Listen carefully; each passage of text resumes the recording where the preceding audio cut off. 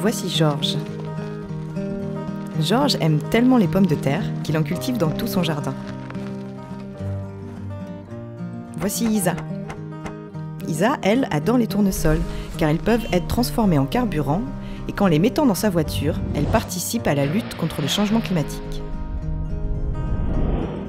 Alors, Isa conseille à Georges de cultiver des tournesols destinés à produire des agrocarburants. Mais maintenant que Georges ne cultive plus de pommes de terre, il doit en acheter au supermarché. Désormais, quelque part sur la planète, un agriculteur doit trouver des terres pour cultiver un peu plus de nourriture, parce que Georges fait pousser des tournesols pour sa voiture. Mais où va-t-on chercher ces surfaces supplémentaires ?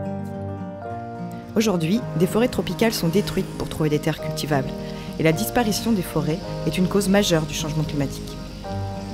Le problème, c'est qu'il y a beaucoup d'agriculteurs comme Georges et Isa, et que si rien ne change, la production européenne en agrocarburants mobilisera une surface équivalente à 2 fois la taille de la Belgique en 2020.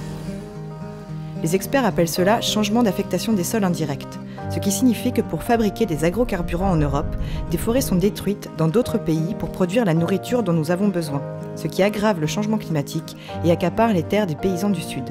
Pour ces raisons, Georges et Isa veulent arrêter de produire des agrocarburants. Pour en savoir plus, rendez-vous sur facebook.com/stopbadbiofuels.